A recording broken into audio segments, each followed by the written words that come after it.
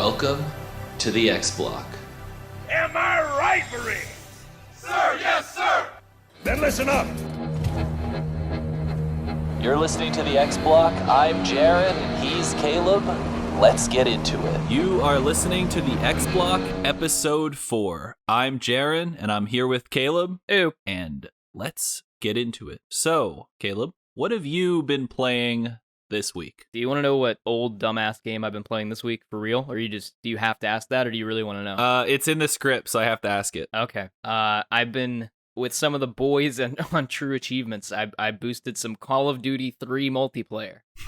And I perfected the game, got to general rank in Call of Duty 3 multiplayer. Other than that, been working on my 5,000 kills in Gears of War 4, and I've been playing some Call of Duty with some friends and some Battlefront 2 still, and that's about it. You sent me some pictures of what I thought was Rainbow Six. Oh, yeah, shit, I forgot to tell you about that. Well, I told you about it, but yeah, I perfected that game, and what I had to do, ladies and gentlemen, don't think poorly of me after you hear this, I said ladies, there's no ladies listening to this, come on. I got an Xbox Live Vision camera off eBay for like $5 or $6. You guys remember the Xbox Live Vision camera? Of course you do. How couldn't you? Household commonality among us all. I used that bitch, and if you guys will remember, in Rainbow Six Vegas and Rainbow Six Vegas 2, there's well, you may not remember there's an achievement, but you might remember that you can use the Live Vision camera, and it scans your face, and then it puts your face on the actual character model in the games, right? And it's a fucking horrifying creature that comes out on the other end. It's not you. It's something else. Something that Satan spawned. And anyway, I used the camera, and I made a character with my face in Rainbow Six Vegas and Rainbow Six Vegas 2. The lighting's awful, by the way. It's really hard to do, and it takes like 3 minutes to scan, and it usually fucks up, so you have to do it multiple times. But I got an achievement in both of those games, because they each have one called True Identity to scan your face on your multiplayer character. And that's Nerd Hour with Caleb, your podcast within a podcast, seemingly weekly now. I'm gonna need that a screenshot of it so I can use that for our TikToks when I reuse this part of the podcast. Listen, I might could get you one. One of them's so dark that it kind of looks like the Grim Reaper coming at you, you know? Like there's not much going on there, but on one of the others though, I think it's Rainbow Six Vegas 1. Ironically, the picture is like, it's kind of like me, dude. It actually does look like me, but like if I were bald, and but it doesn't quite though, you know. It's like that uncanny valley, like horrifying. I don't know what it is that I spawned, but it's my child now, and I claim it. See, most people's experience with the Xbox 360 Vision camera is playing Uno and seeing people's dicks. Oh, is that true? Yeah, I didn't know. How do those two things collide, if you will? Supposedly, you used to just be able to have your camera on when you played Uno. Okay, and then you would... And yeah, so people would get into, like, Uno lobbies, and there would just be, like, people with their dicks out. And they would be like, hey, dude, why does that guy have his dick out? You're like, oh, that's Matt. He has his dick out, man. He just plays Uno that way. Leave Matt alone. Yeah, so right. I think that's some people. I said most, like that's everyone's experience, but some people have had that Uno experience. I don't think most people have. No, I've never had that Uno experience, and maybe one day I will. That was back when I was fat, so that was the first time I'd seen a dick. Oh, God. All right, oh, wait, I guess I should say what I've been playing. Yeah, you should, you bastard. You made me talk about it. I was going to segue. I played some Madden 21. Terrible game. That's worse than me. Yeah, terrible. It was, I created a guy for this face of the franchise mode, and I named him Major Donahue, because that's what I name all my EA characters. And you have these like weird interactions with people, and no matter how good you do in the game, the story plays out the same. So I played one game where I threw 11 touchdowns, and then my coach said, all right, we're going to start Tommy in the state championship game. Yo, what the fuck, coach? Coach, put me in, bro. What the fuck? And Tommy's got like a heart issue, which only comes up at specific story beats. Otherwise, he's an entirely functional human being. Only when it's very important to your career that you play, he magically has his heart issue acts up again. The game starts with them being like, hey, you used to be a good hockey player. Why don't you hop in and be our backup quarterback? Just go out there and take some snaps. That doesn't seem like the same thing. Yeah, and then your guy goes out and he can all of a sudden in high school throw 90-yard touchdown passes. Jesus. I don't even watch that much football and I know about that. Yeah, that's a hell of a story. Almost like a fantasy role-playing game at this point. But And then you meet this dude who you're literally brand new to the team, and his name's Tommy, and he's like, yo, you can't tell anyone. I've told no one, but I have this heart issue, and that's why I'm feeling a little jet lagged here and a little tired. And I'm like, dude, I just got here. 2 seconds ago, you were fronting on me, being like, you better understand this is my team. And now you're like, yo, I got a heart issue. why don't you like stop playing? Dude, the doctors Like, do surgery on this man like 4 times throughout the story, and he just keeps playing and then makes it to the NFL. I was gonna say, is there like a deeper motivation there where like he's trying to make money to help like his mom or something? You know, so he's trying to get into the NFL and do, you know, is that part of it? No, you're just 2 like random white dudes from a really well-off school who then both get scholarships, and then he comes to the same school as you to take your job in college because you took his job in high school, even after you guys like became friends again in high school. Yeah, what a fucking bitch. Yeah, and then for the rest of the game, he just messages you and texts you all the time like he's your best buddy. And then at one random point in the game, some player in the NFL gets into like a beef fight with you. And I pounded that man's team like 6 times. Hell and yeah. every single time afterwards, we'd be playing them again. He'd be like, yo, I got you this time. I'm like, I scored 10 touchdowns on you last time. What do you mean? Well, it sounds interesting, but not very good. No, it's terrible. It sounds like it's funny, like a B-C movie, you know, plot. Yeah, it's one of the worst Madden games. And even the next gen features, like the player face models still look like they took a photo of the guy and then they hit him with a pan and took another photo and they were like, all right, use that one. God. You got all the achievements though, right? Or close to it? I got all of them except 3. There's like 2 of these defensive ones, which you can get if you just like continue to play matches over and over and over and over again, or possibly play against yourself. But I just really didn't want to play Madden anymore. And then there's one for playing like an online league, which you have to beat a player in a head-to-head. And there's like a way that you can like glitch that and just beat your own person. But like I was just kind of done with it, and I had like 940 gamer score out of the 1,000. You're tired of playing with yourself? Yeah, I was tired of playing with myself. All right.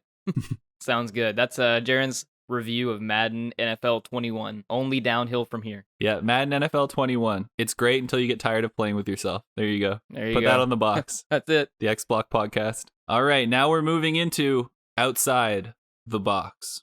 Thinking outside the box, where we cover all the news you need to know outside the Xbox community. All right, now thank you, Ed, for that gracious intro. And the first topic is Square Enix is here, and they have games. Not now, but soon. Tell me about their games soon, Jarren. All right, so Square Enix had a show on the 18th, and Jarren's predictions for the show were we would hear something from Square Enix Montreal, and it would probably be another mobile game. And I think I even said that they would make a Just Cause mobile game. Yeah, you mentioned Deus Ex, and you mentioned, what was it, a Tomb Raider mobile game or some shit before that they've made? Yeah, because I said they made a Hitman Go, and oh yeah, and I think like a Deus Ex mobile game and maybe a Tomb Raider one, but they definitely made Hitman Go. And then I said maybe they'll make like a Just Cause mobile game, and that then, or maybe Square Enix Montreal would make a new game. Well, technically both happened. They announced a Just Cause mobile game, and Square Enix Montreal is working on a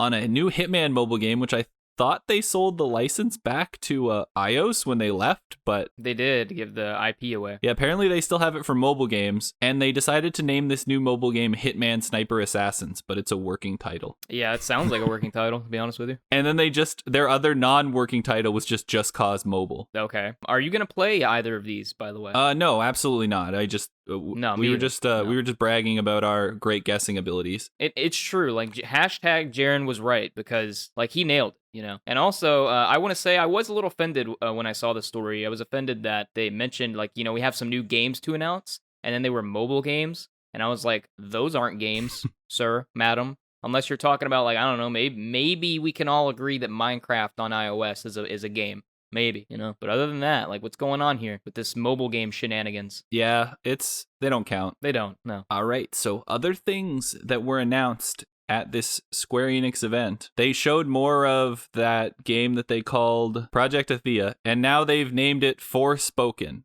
And they showed off a relatively cool looking trailer, but it's for PC and PS5. But that means that it could be able to stream through your new Xbox browser, so get hype about that. Hell yeah, dude. Outside the box actually coming inside the box, you know what I mean? Yeah, and the first 2 Life is Strange games are getting a remaster. I know Caleb's excited about that. No, I hate those games, and I perfected 1 and 2. But no, which one? So was like no, not 2. There's the first one, and then there's like the prequel. Those are the two that I played. I got all the achievements, and I hated them. And so I haven't played 2 yet, but I probably will hate play it at some point. Yeah, so they've made that, and then they announced a new one called Life is Strange True Colors. All I know about this one is that I think Ryan Clements from IGN wrote some of the story for it, if I'm not mistaken. And that's all I know. And I saw a little bit of the footage from it, and I thought, God, do I not want to play that.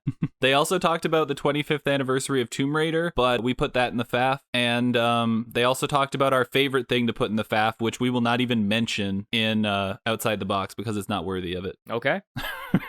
So stay tuned for the Square Enix news you don't care about in the FAF if you somehow care about it. Coming at you. You got to stay to the end. Next up. Oh, wait. One more thing we wanted to double down on in Square Enix news, even though this wasn't necessarily mentioned in the actual event. It came out later in the week. Okay. Final Fantasy VII is apparently getting a battle royale. Oh, thank God. Oh, I was waiting, dude. I've been waiting for so long.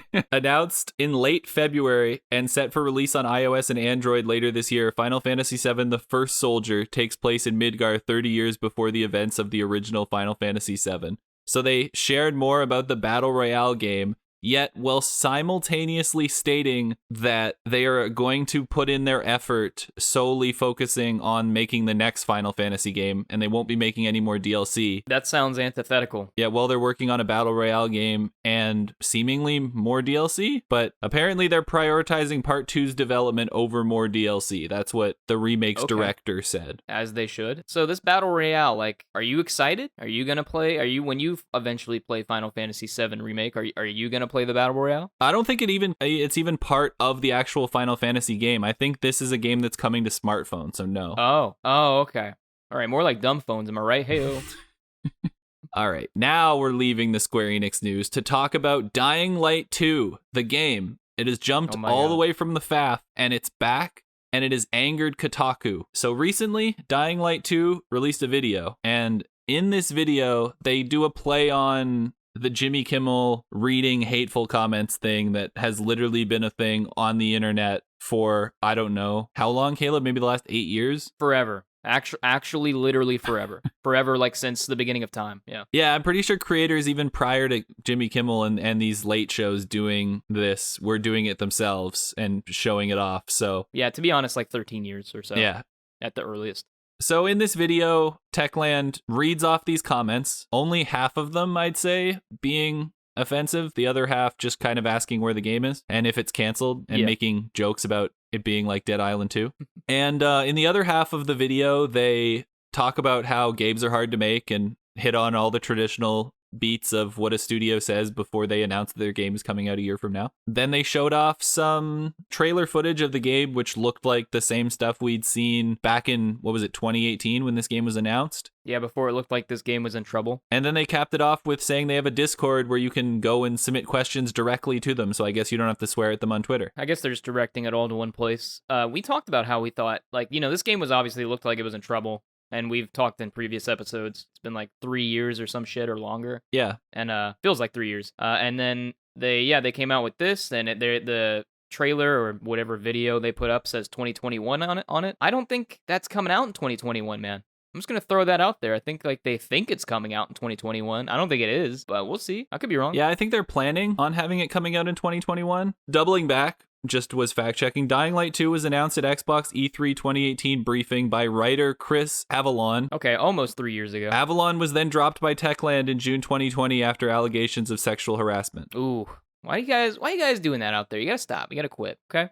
It's not cool. So essentially what we've learned from this article is that Techland's fans talk to them the same way that management talks to their employees. Yeah, that's about accurate, Jarren. Good one. Mostly the reason this is even news is because Kotaku has decided, and apparently from Game Industry Biz also, that they were normalizing these terrible things that people say and using it for laughs, which makes the industry worse for everyone. I saw the Dying Light 2 video. I saw that Kotaku, at the least, I didn't know about GameIndustry.biz, but I knew that Kotaku had a video or some article or something that was kind of disparaging how they did it. And I didn't read the Kotaku article yet, but from the gist of what I've gathered going in, I'll just say, yeah, it seems kind of, I don't really care. I guess I could see how you might think that doing a video like that is just like, why? But also, I'm the kind of person who I see that and I'm like, I don't know. It seems like they're kind of being humble about it. They're like, yeah, like here's all these comments of people like, where the fuck's your game? Why? All this shit. And they're like, yeah, we understand. We hear you. We're literally reading them to you, and we have stuff to show, and it seems like it is a decent idea of how to come back and build trust with your audience that your game's actually coming out. Yeah, it seems that what these places, these news outlets are hitting on is that they don't seem to like the relationship that game developers and their fans have. They seem to want it almost like gone entirely, because the idea of like pleasing or catering to, as they say, super fickle fans is somehow a bad thing for the market. And I agree, maybe catering to like your very specific fans isn't the best thing for the masses. But these are just like normal people being like, where the fuck's the game? Yeah, like they're using explicit words, but mostly they seem to just be like, is this game going like Dead Island 2? Where it's never going to come out? Where is it? You guys announced it 3 fucking years ago. What happened? I saw gameplay, or at least in-engine footage 3 years ago. Where is it at? And then that seems like valid. And I get what they're saying. We're like, creators make art, and but also we're like consumers and players of games, so we interact with the media in a different way than a lot of other medias you interact with. But the players seem like they can, given the number of them, can actively inform the game itself and make it better in various like iterations, whether it's like you put out a demo or a beta or like for the sequel of a game. It seems like players do have a valid part in like telling developers what they think is good and bad about their game, or even just saying like, where is it? Like, is it coming out? Because you guys announced it. There's no reason to like be mean to people like developers and call them names and all other things, and even to say like, where the fuck's your game? Doesn't seem really out of line. Yeah, well, it's also just they're using a format that's very popular on the internet. Like we said before, this is something that everybody, like millions of views go on these like Jimmy Kimmel videos where celebrities read mean tweets that are sent to them, and they're saying like far worse things than these people are saying. And Kotaku's trying to make the connection to the Cyberpunk 2077 after the game was delayed for the 3rd time. In this article, they make the connection to this like tweet that was written that says, "I will burn you alive if you don't release that game." None of those things in that video were that. No, they weren't. I watched it. They were all like, "Where the fuck's your game?" That was the that was the extent. Seems like a crime, like an actual real crime. Yeah, if the developers would have came out with a bunch of tweets and jokingly been like, "I will burn your studio down and kill your family if you don't put out this game," then yeah, I would have been on board with Kotaku being like, yo, why are you using this stuff? Why are you giving these people like attention? Yeah, why are you giving these people attention? But what they did was they picked comments that were fairly like, is the game canceled? Why the fuck is it taking so long? And just people that were using language, and then they made a joke about it like other very big YouTube videos do. Yeah, it seems like the writer at Kotaku just didn't understand nuance. Seems to be the key here. Is it Ethan Gotch? Is that it? Yeah, Ethan Gotch, Gach, at Kotaku, is the person who wrote the article. Seems like they just don't understand the nuance, but maybe they have a valid opinion. Like they can entitled to their own opinion. I don't necessarily agree, but yeah, there's just more nuance there. It's not the same thing that I think he thinks it is. Yeah, I don't think it is either. But whatever, to each their own. We're allowed to disagree. That's the nice part about society. Yeah. I feel like he can have his opinion, we can have ours, and we can all coexist. Yep. So moving on to the next topic, Sony has now taken a stake in EVO, the Evolution Championship Series. If you don't know what that is, it's a fighting tournament where multiple different games come and fight in this tournament each year. And they very popular, very well streamed. Even I've watched a fair share of the Mortal Kombat or the Injustice fights because I enjoy those games, and I like watching that Sonic Fox guy who always seems to win. I don't know if he's still the champion. That's just the last time I watched. The reason that we picked this as a story was because it was funny timing. Like Sony seems to be doing all these things to try to push back against Microsoft, being like, look, we can do things too. And Microsoft's buying Bethesda and Sony's buying a majority stake in EVO, which is very much built on the back of fighting games, which Sony doesn't really have any. Maybe this is like an avenue for them to launch a new first-party fighting game that they're coming out with, and they're going to try to push it into EVO. Mm-hmm. Yeah, I haven't read too much into this because, number one, I'm not much of a fighting game player or participant in terms of like audience member of watching EVO, even though it's very popular. and it gets a lot of casual gamers to watch every year, or like very casual people. It's a really big event. I'm not sure if Sony has been involved with Evo to a large degree for many years, or how long they've been planning to do this. They bought it in conjunction with another company, right? I don't know what company it is. I haven't seen many people reporting on that, but it's them and someone else bought it. Is it majority shares or a total of a majority share? They completely bought out Evo. Yeah, so PlayStation and RTS are apparently the people who have the teams at PlayStation and RTS are enable us to continue working with our community to support fighting games. That's what Evo business developers said. I don't know if RTS was already involved, and that's why people aren't reporting on it. We don't have that deep of a grasp on this story because it's really not that important to us. It's outside the box. Yeah, and one thing I did think was funny, though, because as everyone now knows, like, PlayStation fans and Xbox fans are always fighting with each other. But what you guys forget sometimes is nobody hates Sony more than the executives at Nintendo. Nintendo hates PlayStation.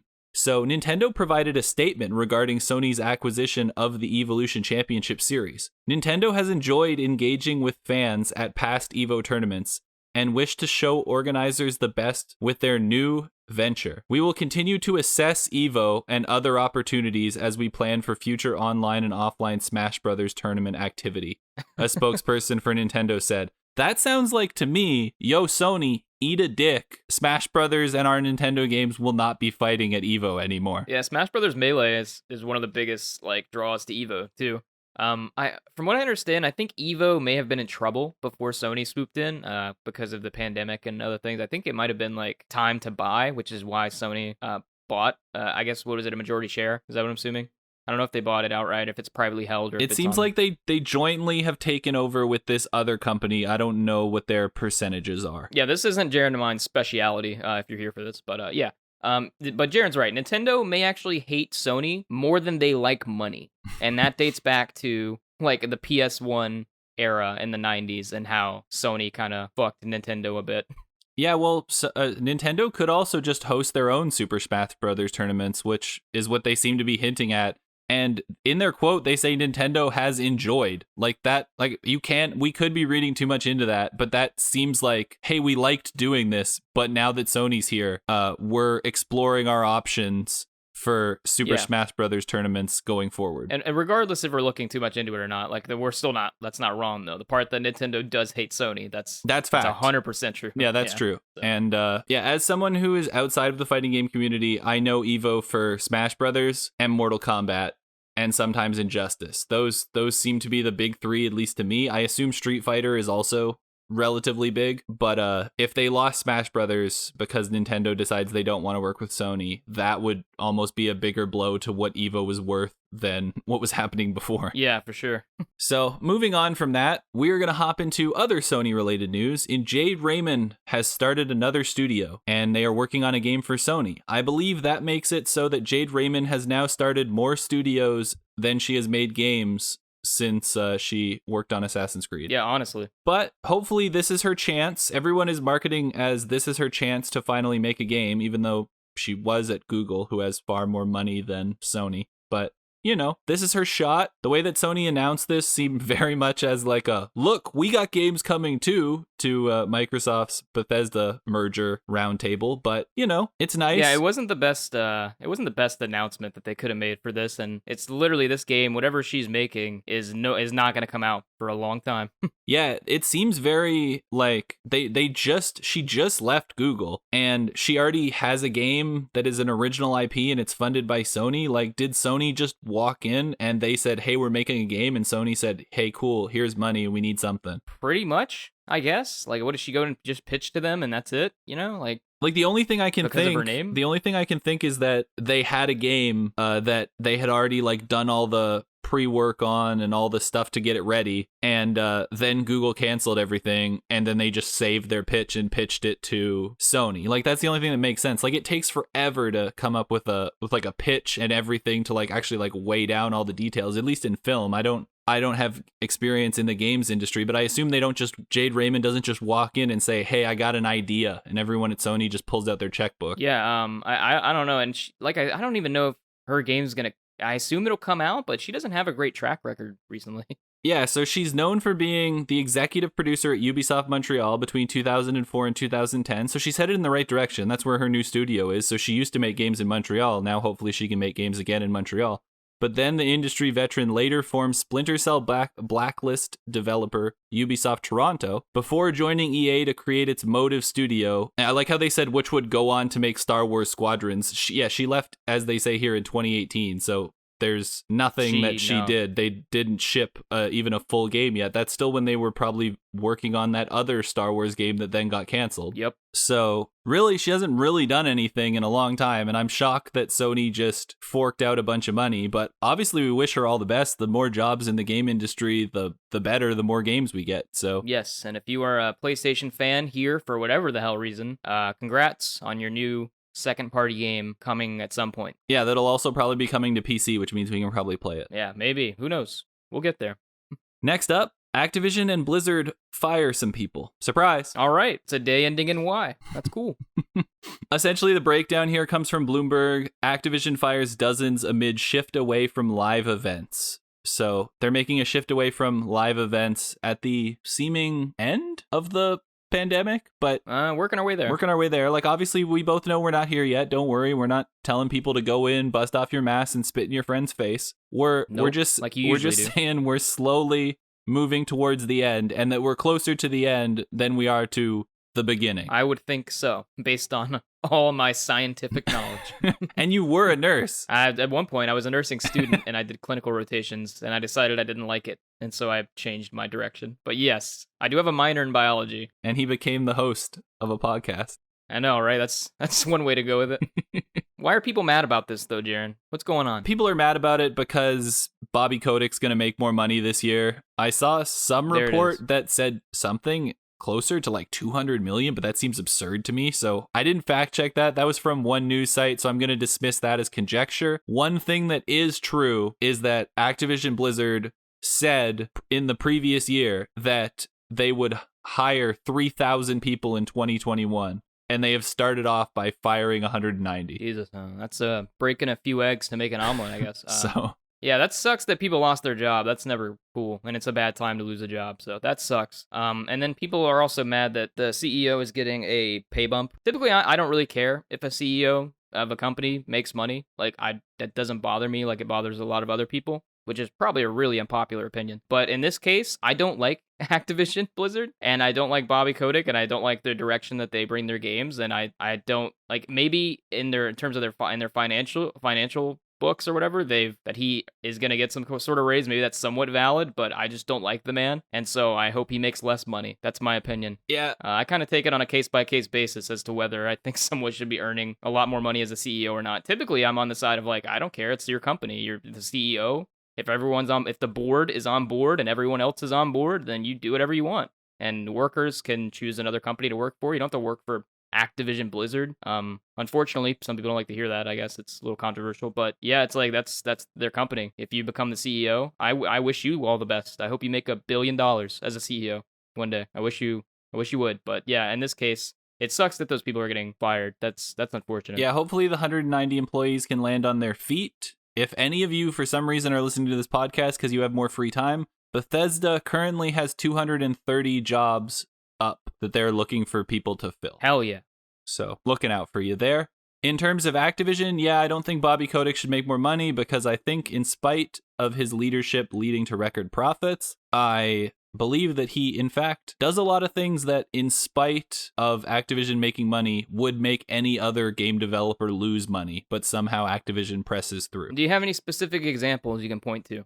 I'm not disagreeing with you. I'm just like, for the audience's sake. Well, everybody was murdering EA for the implementation of their loot boxes and their stuff into Star Wars Battlefront 2, and then we as a games industry saw people roll back loot boxes for maybe like a year or so, and everybody was very much like, oh, this is great, and the government regulations kind of backed off for a bit. Activision still stormed into the sea with like their blade held high and doubled down on microtransactions and loot boxes in World War II. And then they took them out briefly for a bit, and then they add guns into games that like 10 years ago people would never have accepted, yet somehow adding a weapon into a game that's better than every other gun in the game is now okay, but only for Call of Duty. If any other team did that, their communities would have a riot. I think Call of Duty... Yeah, you're talking about that one gun in Call of Duty Modern Warfare Remastered, in which they added a weapon that was a 2-shot kill, and it was basically...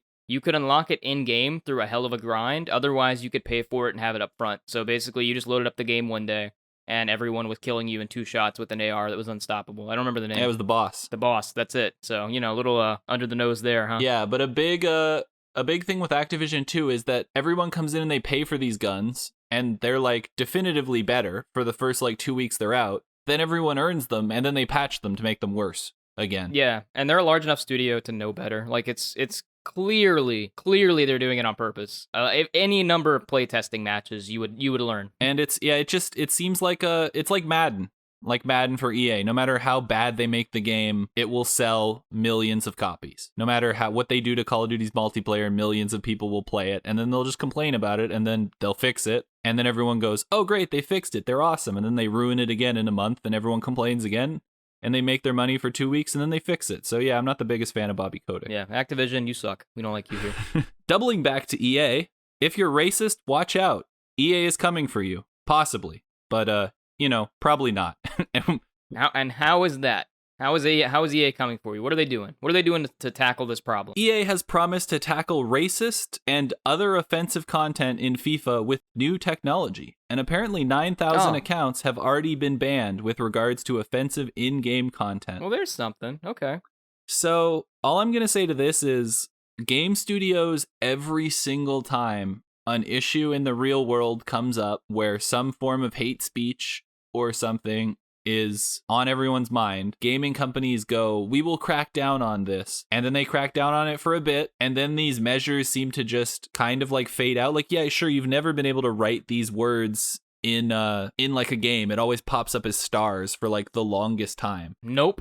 In Modern Except Warfare, Call of Duty, the newest one. I was gonna get to that. Activision has decided to just ban people for cheating, and you can say whatever you want to each other, no matter how hateful it is. Oh yeah, me, my friend Juwan, who is black, and my friend Austin, who we play Call of Duty pretty much every week, every few days, whatever, we play some Modern Warfare because it's fun. It's an easy way to hang out during a pandemic. And we usually have a good time because, we're pretty decent at the game. We like to say we don't really lose. But anywho, every other match, someone calls Juwan the hard R N-word. And if they don't, they type it in the chat that the whole lobby can see. And as long as you have your filters, there's a filter in your settings to turn off if there's some offensive language or on or off setting or some shit, something that will filter words. But if you don't have that setting off and you don't know about it or whatever, then, and basically, regardless of which one, you can type them. There is a way to be able to do it where everyone can see it. You can type the F word regarding homosexuals in there or black people, whatever you want, anything. We don't, but yeah, that happens. Yeah, and Activision's answer to that would be "Oh, well, we've given people the opportunity to filter it," and it's no, the whole reason you won't crack down on it is because half of your audience is racist 12-year-olds. Yeah, that's 100% true. Fortunately for Jawan, he does not. He says he is not super affected by it, and he enjoys when people call him the hard R N-word. And then, he destroys them in the match. And then, as the round's ending, he unmutes and he's like, "You just got destroyed by a black man." And then the round ends and that's it. So, well, I'm happy that Jawan's still enjoying the game because obviously we don't want anyone's gameplay experience to be ruined by these people. It's pretty obscene. It's pretty obscene to call someone the hard R N-word. But yeah, a lot of times it is 12-year-olds. Yeah, it's just all these young kids who just think they can get away with doing whatever they want. And then there are no repercussions because most people don't ban based on stuff like this unless it's sent in text form, and then Microsoft can ban you. Yeah, this went back to Activision because they're just the worst, but in terms of EA, I guess we'll see, right? So yeah, I assume they'll enforce these things for 2 months until we have something else that comes up in the world that takes away the media's attention, and then they'll be more relaxed on the stuff until the next issue where they have to double down on it. Yeah, we'll be glad to be proven wrong, but I agree with you, and we'll see. Ball's in your court. All right. Last part of the docket and the outside the box. Gotham Knights, they killed Batman, and our hopes of getting the game this year. Ah, man, I was so disappointed. So Gotham Knights has been delayed to 2022, and that's pretty much it. They didn't give a date, right? No, just 2022. Yeah, this is depressing because this is probably going to be the best co-op game that me and Jarren played this year. And now we have to wait, and that's it. Just like every other game that's getting delayed. But games that aren't getting delayed are here in the review roundup. In a world where reviews are too long to read and review videos are too long to watch, one man will compile all of the reviews and turn them into one easily digestible stream of information. This is the Review Roundup. All right, you're listening to the review roundup, and we have one game on the docket this time, mostly because there's not really that much to talk about this week, but one of our listeners asked for this game, so we're going to give it the quick once-over. But due to the Outside the Box being pretty long and the X Block being pretty long as well, we're just going to give it a long week. We're going to give it a kind of a quick review here. So this game's called Mundaun. Mundaun, and the reviews have largely been positive for it. I've seen it described as a great horror adventure game in a gorgeous hand-drawn world. And some of the positives that GameSpot gave it in their review is they said it's eerie and it has a gorgeously drawn world. The exploration is rewarded with fascinating environments and satisfying solutions. The narrative and mechanics combine to make the game feel like a journey. There are negatives on it where it has apparently lots of technical issues that disrupt the flow of the game, and the early game can be a little unintuitive. So it seems like an indie game that has a great story going for it, and if you put the time in to kind of figure it out and push your way through some of the bugs, you will get a relatively rewarding experience, but it can be a little confusing from some of the other reviews that I've seen, and its Metacritic score is between an 8 and a 7. Okay. So overall, relatively good game. If you like these kind of horror adventure walking around kind of games, I'd say give this one a shot. I don't want to call it a walking simulator because it does seem to have a little bit of combat elements throughout the game. Yeah, it seems like it's not too much of a horror game, but if you're into like eerie, creepy, I guess, then maybe, indie games, then maybe you might want to check it out. Seems like it has decent scores. If what Jarren said interests you, that's what the review roundup's for.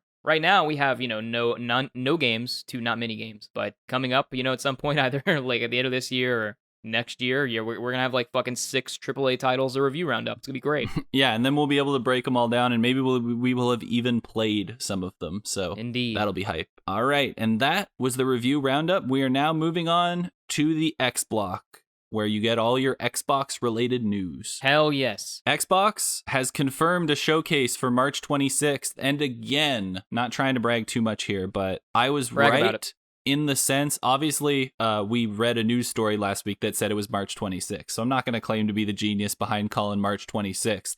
But what I will say is on last week's podcast, I said it's probably not going to be anything too big. It'll probably be Game Pass announcements, some indie games, and hopefully we get a Stalker preview. Well, and what is it, Jarren? I will now read to you what this event has been described as. It will include new trailers and gameplay from over 25 titles such as Second Extinction, The Ascent, The Wild at Heart, Void Train, and XO1, plus an update on Stalker 2. God damn, Jarren. Like, what? Who are you talking to over there at Microsoft, Jarren? Who's giving you all your info? Because you're right all the time.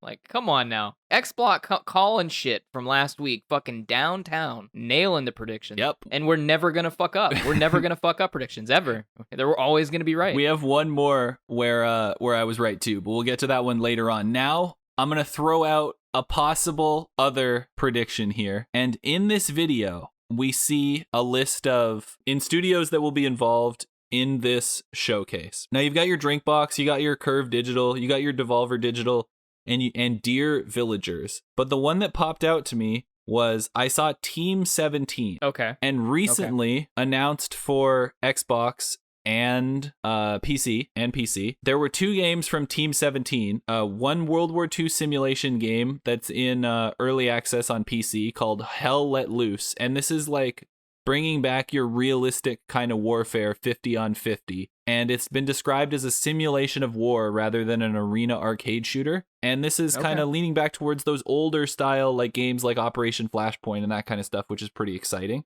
Yeah, Operation Flashpoint Dragon Rising was the good one, by the way. Yep. And they've also talked about bringing Worms, the Battle Royale game, to Xbox as well. Now, possibly, because Team 17 is at this event, and these are the two games that we know that are coming to Xbox because of leaked rumors or leaked things from Team 17's financial reports, I guess, to investors. I'm going to guess that one of these games is going to be in those Game Pass announcements that we were talking about. Okay, yeah. That seems reasonable. Once again, Jarren, coming at you with the predictions, and I think you're going to be right. So hopefully I knock that one out of the park. Otherwise, I'm going to be 3 for 4, you know? I'm going to choke a little. It's about a C average, yeah. Hopefully I'll get better as the podcasts go along, but possibly I'll be 4 for 4. So, you know, pack your bags, get ready for the hype. Listen, even if Jarren's wrong, it sounds good, you know? It sounds like a good prediction. And obviously don't expect Starfield, any Bethesda stuff, your big games. They're not telling you about them because they're going to be here. They're not telling you about them because they won't be here. That's for E3. That's why we're hearing about this stuff. Like I said, Stalker 2, this should be actually a thing that excites you because Stalker 2 was a showpiece game for E3 last year. The fact that it didn't even make the E3 show, at least currently, it could be shown here and then shown at the start. But the fact that they're showing it here means that they should have some pretty big ideas and games being announced when we get to E3. Yeah, and honestly, like, who's not into that game? It looks dope.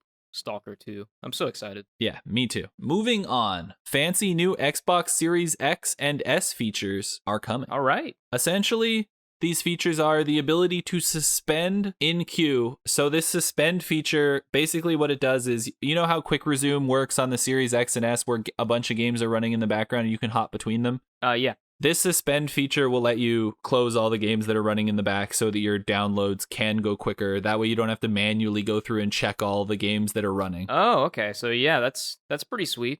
Usually I have to close all my games down to make shit download faster. You'll notice that that's a thing you need to do if you want to achieve higher download speeds that can actually get the game downloaded in a reasonable amount of time. So the good Xbox Series X and S, the quality of life features on these consoles seem to keep getting better and better. Yep, and they've created some new banners in the full library, which will take you to more useful categories. So there's like big Game Pass banners now. They're like essentially just updating the visuals. So quality of life improvements, some solid things, not too much to discuss there. Pretty much good stuff across the board. All right, moving on to the next topic. Game Pass on iOS and PC imminently? Question mark? Yeah. What do you think, Caleb? You think it's coming? On iOS and PC imminently? Yes.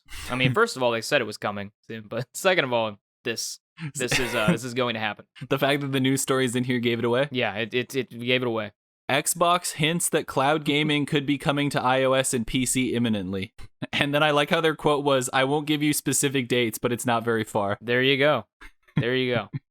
So hopefully, I mean, there we could pontificate on this all day long, but it's like we talked about it in last week's episode, and the previous week this shit has come up in terms of like Game Pass on iOS. I think we've mentioned it like every week, and it's just like it's gonna be cool when it shows up. It's annoying that they have to have a browser-based solution for it to run on iOS. I would like to play some games on the go. Unfortunately, though, or fortunately, depending on who you are, you can't really go anywhere right now because of the pandemic. So you're just gonna be at your house playing your console or PC. But if you do end up going somewhere, then you can play on your phone, and that'll be sweet. And that's, I don't know how much else you can say about it. Would you rather you not be able to play your Xbox Game Pass games on your phone, or would you rather you can? And it's like, well, I'd rather I could. It's like, cool, that's it. I like that people are still writing articles about this because I like how the guy's quote from Kevin LaChapelle, Vice President of xCloud and Engineering at Microsoft. "We've already announced that we're bringing it to iOS and PC early this year, so I won't give you specific dates, but it's not very far off." Yeah, the news is light, but it is in fact still coming, not canceled. So surprise, it's still coming. There you go. Next up, the last thing on me sucking myself off. Go ahead. Outriders is coming to Game Pass day one. And Jarren, once again, sniping it with the predictions. Yeah, I read that email to you guys last week, and then I said, all right, and now in this beta document, or the demo document for Outriders, it says these very specific words. So I think it could be Outriders. And people were like, it's Batman, it's this, it's that. No, It was Outriders, and we're getting to day one, which is pretty hype because we haven't talked about this since the last podcast. That was just our guess. I know, right? And it's day one. That's April 1st, right? Yeah. Is the day? April 1st. Yeah, so we, in our first podcast, we shit-talked Outriders, or was it our second? Anyway, then we came back. I think it was the following week, the second or third episode, and we were like, we were wrong. The demo came out, and everyone loves it, and it's great. And so, this game's looking pretty good, looking like a fun co-op shooter we're gonna play. And then Xbox was like, wait, we listened to the X-Block podcast. Holy shit, we should put it in Game Pass for them. And they were like, well, let's do it. And then they did. It's coming, April 1st. Jarren and I don't have to pay for it out front now. It'll be great. Yeah, you see what happened, Caleb. I'm gonna break down events for you. Go ahead. We said, man, this isn't that impressive. No. 30 people heard that, and then Outriders stock fell. Microsoft swooped in, bought it at a cheaper rate. We praised the game. Everyone was like, whoa, Outriders is a big deal now. The X-Block praised it. And then they were like, yo, here you go, boys. Because you guys lowered the value for us, it's coming to Game Pass. I'm not saying that you're right, but you're 100% right. That's exactly what happened. All right. Well, I don't have any more Game Pass predictions for you this week. Sorry. We've got a lot. I've already check back next week though to see if Jarren was right about this week's prediction. Yeah, see if I was right about the event again. See if I called that Team 17 Game Pass thing. So I guess I did have Game Pass predictions for you. Geez, I already forgot because of all this news. Yeah, it's fine. I forget what happened 10 minutes ago too. No problem. All right, this is an easy one. Xbox has clarified no Xbox VR. Chill, everybody. That's a Sony thing. And Jarren and I talked about this. This was our X Factor discussion, the first or second episode, right? Yeah, second, I believe. Yeah, our second, our X Factor discussion for the second episode was whether the state of VR, or whether we think Xbox is going to ever get VR, all these other things. So we talked about that for like a full 20 minutes. If you need more thoughts on that, you can go listen to that. But Jarren, what is the story, and why do people think Xbox might get VR or some shit? In another language, a message popped up with having something to do with VR on an Xbox, and everybody went and they ran with it because IGN Italy reported that while testing the new Xbox wireless headset, a prompt appeared on their Xbox Series X saying their VR headset needs an update. However, a Microsoft spokesperson says this is not the case. In a statement to IGN, the company says the copy in this error message is inaccurate due to a localization bug. VR for console is not a focus for us at this time. Okay, so literally a localization error and not happening. So yep, entirely shut down by Microsoft. Many reasons why Xbox or Microsoft does not want to get into the VR space at this moment. They're more focused as a company even on AR or augmented reality. And like I say, if you want a 20-minute discussion about that, go listen to episode 2 and find our X Factor discussion, and you will hear it. Yep, and go check out Microsoft's trailer on all their YouTube channels, I believe, for their new AR headset, which is actually pretty dope looking. Yeah. In other news, ZeniMax board of directors dissolved after Xbox's Bethesda purchase. And as I jokingly said in our document, so they're moving in the right direction. Yeah, they in fact are off to a good start. And everyone's pointing this out as like if it's actual news. Usually when companies merge with other companies, the company that's taking over dissolves their board of directors because the board of directors is now the new company that owns the company they bought. Those, I'm sure the board made out like bandits over at Bethesda, ZeniMax and shit. So yeah, looking at some of the people who were on this list, Jerry Bruckheimer, an entertainment attorney, a former MLB superstar. If these were the people that were deciding their microtransactions and voting on that kind of stuff, then it's a good thing that they're out. Yeah, I don't see how this is a bad thing, and I don't see how it wouldn't have happened. So it's more just kind of like the weather. It just shows up, and just like this news. One thing I did pull out of here, which I didn't know, which is Bethesda is now making a Fallout TV series at Amazon with Westworld's Jonathan Nolan and Lisa Joy attached to produce it. So that's cool. Oh, I knew that. That was reported a long time ago, but yeah, at some point that'll come out. I guess I missed that one, but I thought that was cool. Other than that, yeah, this is pretty basic news. This is expected from mergers. If you're shocked by this, this is just run-of-the-mill business. You can move on. Yeah, pretty like we're about to do. Yep. And now we're hopping into the Game Pass additions and subtractions. So, Caleb, Bad or good news first? This week we're gonna go with the good news first because I think I did bad news last time. You did do bad news last time. And coming in to Game Pass, Xbox announced this on Twitter. Coming to cloud and console, Outriders, which PC players were very mad about, but I suspect this is due to previous deals with Steam and Epic Games that Microsoft was not able to just step in and outpay them to get you the game. Yeah, like people have like contracts and things in place like all the time that collide with other, agreements and they can't, and Microsoft can't control everything, okay? Yeah. Also coming to cloud, console, and PC, Undertale, which I know Caleb's very excited about. I'm excited for Undertale. It's a very highly rated indie game. In the vein of like Earthbound, and it's really, really, really good. I've never played it. I think it did come out in 2014. I don't know if I said that. And it's been on PC and then PS4, and I thought they were never gonna put it on Xbox because they didn't put it on Xbox when they put it on the PS4, but they're finally doing it, and I'm excited to play it. I think though that the achievements apparently are really easy to get. I didn't think that was the case. I thought it was one of those games where like it's actually a really hard completion. But Macca said Macca's Guides, by the way, a prominent achievement guide creator in the Xbox community. For those of you who don't know, check him out at Macca91 Productions on YouTube. Free plug, by the way. He said it on Twitter. He's going to put out a guide for Undertale, like a 100% full guide, and some other game he mentioned at the time. It's a lot on Undertale. This is kind of just in the middle of the news, but I am excited for Undertale, and I am going to play it. But if the achievements are really easy to get, I don't know, like depending on how that works, I may could just get the achievements real quick and move on to the 30,000 other games I want to play too. So, yeah. Yeah, you can also just play the game too, and then just clean up the achievements after. Oh, Jarren. Oh, you sweet summer child. Oh, no. Like, I get skipping playing the game again if you're grabbing the Fallout 4 or Skyrim achievements for games that you've already played. I know you haven't played Fallout 4, but for Skyrim. But if it's a game that you haven't played but you wanted to play, then you might as well play it. I'm hoping I play it when I get all the achievements, but here's the thing though. This is a zero-sum game, as it were. I think I'm using that term correctly. If I play Undertale, I'm not playing something else, and I have a lot of things to play. See what I'm saying? Yeah. So if I could be playing Undertale that whole time, however long it would take, or I could be playing something else. One day we will learn. Yeah. One day we will learn what Caleb was doing 10 years ago when he could have been playing all the games he's playing now. Doubling down on the Game Pass things, I'm going to read them to you by date so we can move through this quicker, since the rest of them are kind of not games that either me or Caleb are that excited about. Empire of Sin is coming to cloud, console, and PC. That game I've heard is not great. Nier Automata is coming to PC. Hope you guys enjoy that. Star Wars Squadrons. It's Automata. Oh. Automata. True. Automata. My bad. Star Wars Squadrons. I just don't want the comments to blow you up. Nier Automata is coming. Is that right? Nier Automata. Automata. All right. Nier Automata is coming to PC. I hate you. You're the worst. Star Wars Squadrons is coming to console via EA Play. Torchlight 3 is coming to PC. That's all on March 18th. Now on March 25th. Genesis Noir is coming to console and PC. Octopath Traveler, which I'm kind of excited for. I just want to see what it is. I might play it. Coming to console and PC. Pillars of Eternity 2, Deadfire Ultimate Edition, coming to PC. Believe that's made by Obsidian, but not 100% sure.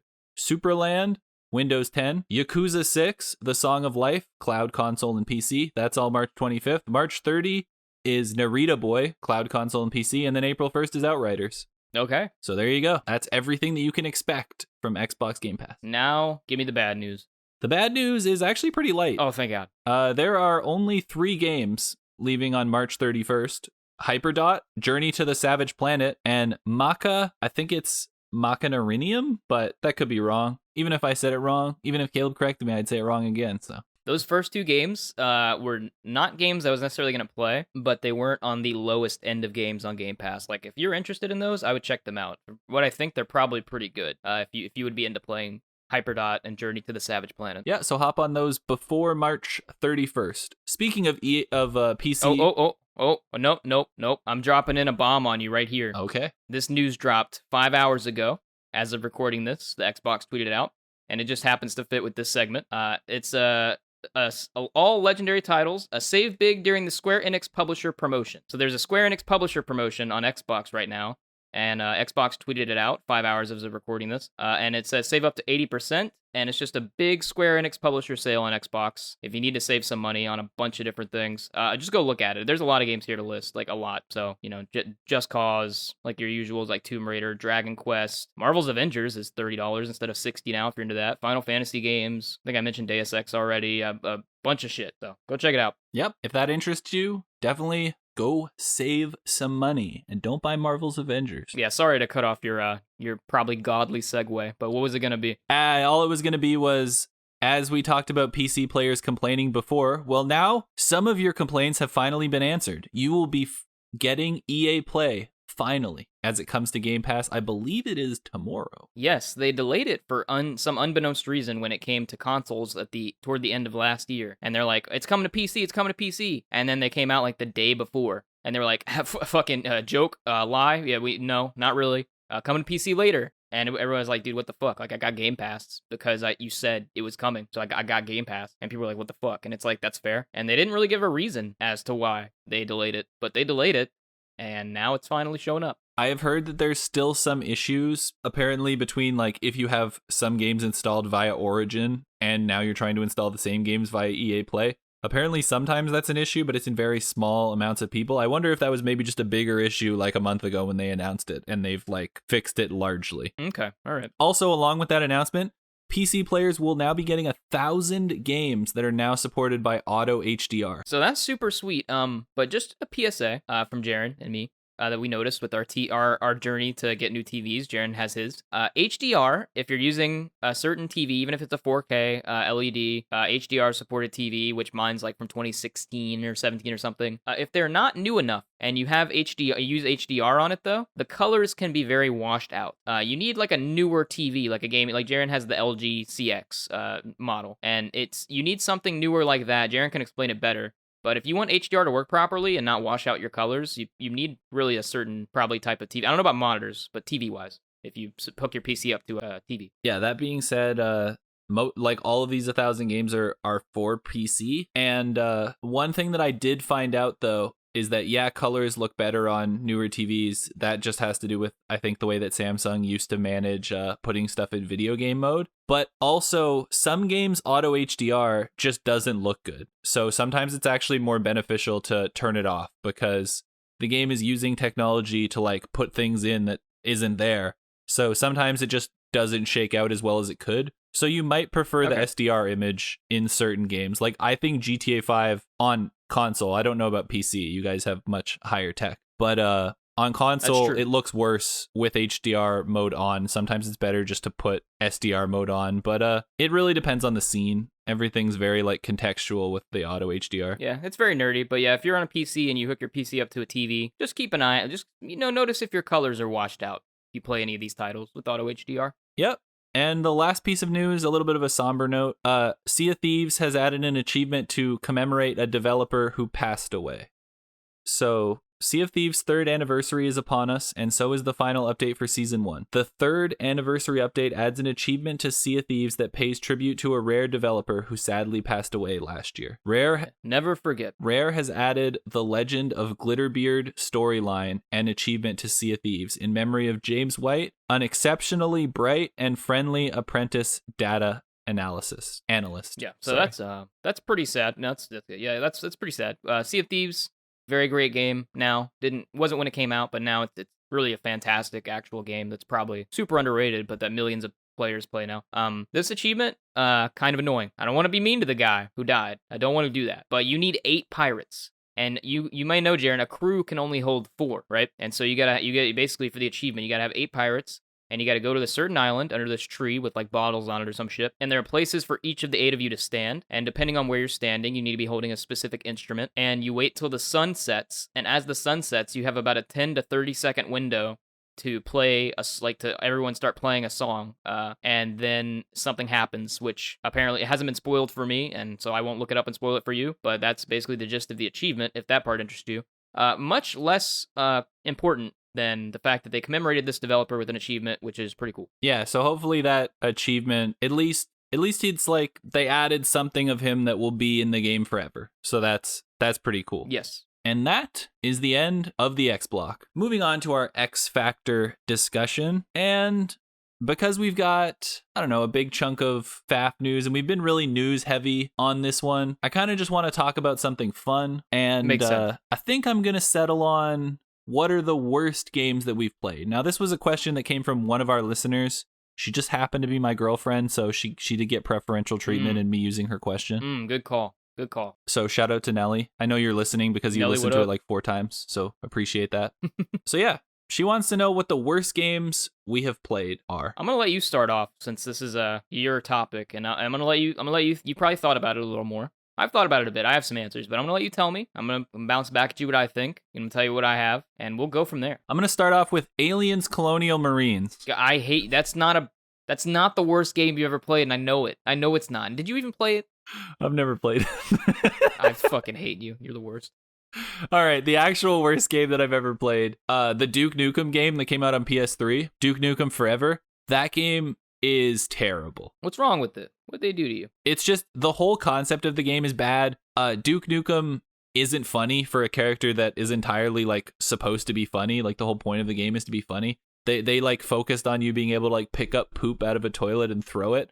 But like that seems to be the most entertaining part of the game because the gameplay just really isn't there. It's like a really bad version of Doom. And it's like what's that word? It's blasphemy. Yeah, there you go. It's blasphemy for me to compare it to Doom. Yeah, it's just a really bad game. So that'll be my first one. I really didn't have fun with that game. It's one of the only 3 games that I haven't finished that I started. Like not completed and gotten the achievements. I mean like actually haven't finished. Yeah, that's an interesting one. I never played that game, so I can't actually relate to you on that regard, but I trust you. One game, though, that we have both played that is just fucking ass, and maybe it's not as much anymore based on when it came out and the updates, but Monster Hunter World. Oh boy, Jarren, do we play a lot of co-op games, you and me? And we were like, Monster Hunter World, we'd never played a Monster Hunter game.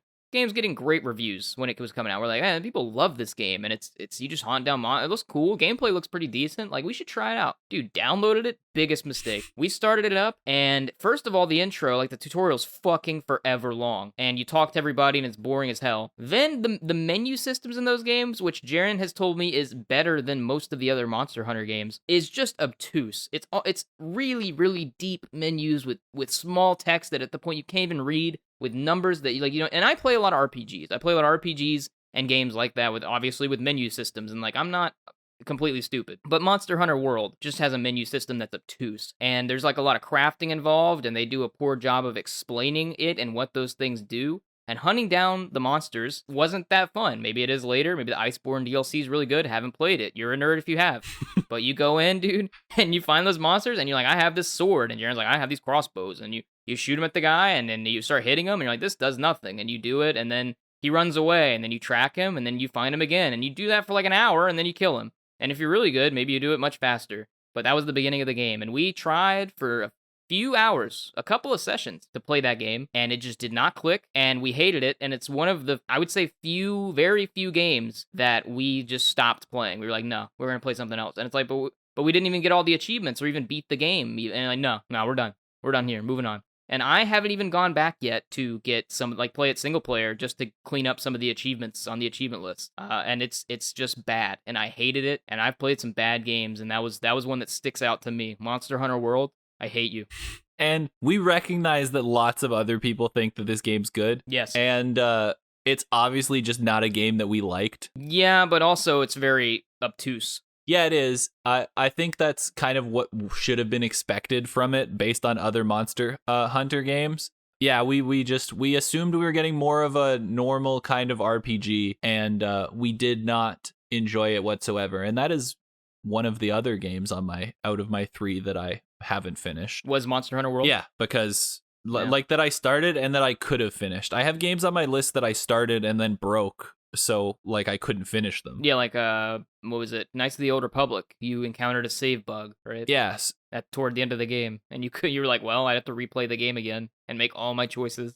Yeah, because I wanted my ending, and I didn't remember what choices I had made at the start, so that kind of bummed me out. I hope they remaster that game, and then I can play it again. I was gonna tell you, I could tell you what happens and what the choices are, and it's a really great ending. Like, it all pays off. Yeah, so I'm gonna wait just in case they remaster it before I let you tell me what happens. Yeah, that's valid. I guess we can go for another round of some of the worst games we've played. We've still got some time. Sure, why not? Go for it. Oh, what do I want to double down here? The third, for you guys wondering, because I've now listed 2 of the 3 games that I didn't play that I could have finished. The third was Killzone Shadowfall on the PS4. I just really didn't like it. I got to a point in the game, it was boring, and I didn't feel like finishing it. There's nothing really wrong with that game inherently. It's not that bad. I wouldn't put it on my list. I'm just clearing it up for you guys in case you want to know what the third one was. A game that I did finish that's pretty trash that me and Caleb played is Fallout 76.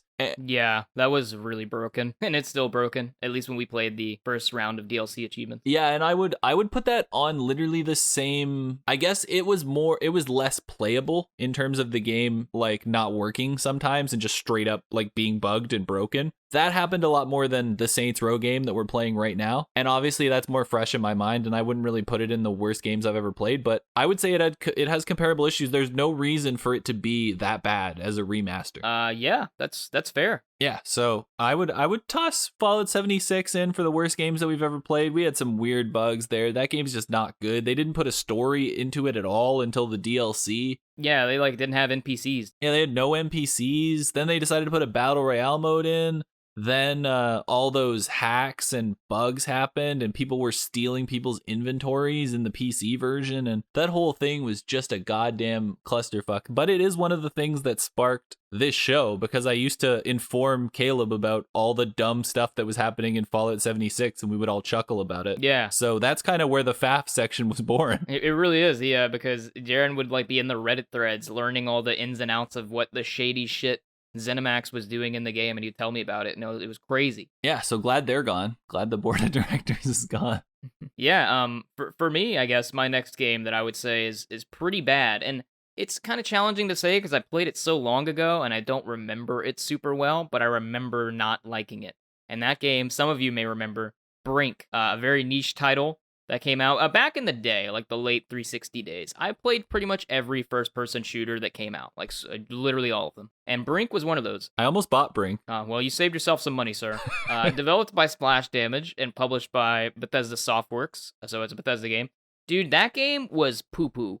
I don't know what it was trying to be, but it was there was like no campaign. It was just like at the time, whenever it came out, like, I don't know, was it 2011 or somewhere around there? It was like a multiplayer shooter, like kind of, from what I recall, something like what Overwatch eventually wanted to be, but even less so. You worked through there were modes where you could work through various stages, and there were like it was basically like a hero shooter where you had abilities and different characters, and it was pretty kinetic with sliding around and moving around. I just remember it was bad, and there's not a huge way to describe how it was bad. First of all, because I don't remember it super well because it was like a decade ago that I played it, longer even. But it's just like, it's one of those games where you play it and you're like, this doesn't handle well, this isn't fun.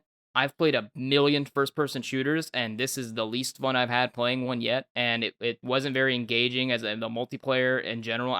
It's kind of vague in terms of why it's bad. I know none of you out there played it. I know you didn't. You didn't play Brink. I played Brink. You didn't play it. And you saved yourself a lot of time. Brink, not a good game. Wish I could talk about it more in depth, but like I said, a long time ago. And as a little kind of a bonus here that I'm going to throw out of a game that sucks ass, Black Ops 3. Call of Duty Black Ops 3. I have a special hate for that game. Oh, wait, that's 4. That's 4, Caleb. I haven't finished 4 games that I could have finished. That's one of them. Even though it did break multiple times with me trying to finish it. I'll explain that too, yeah.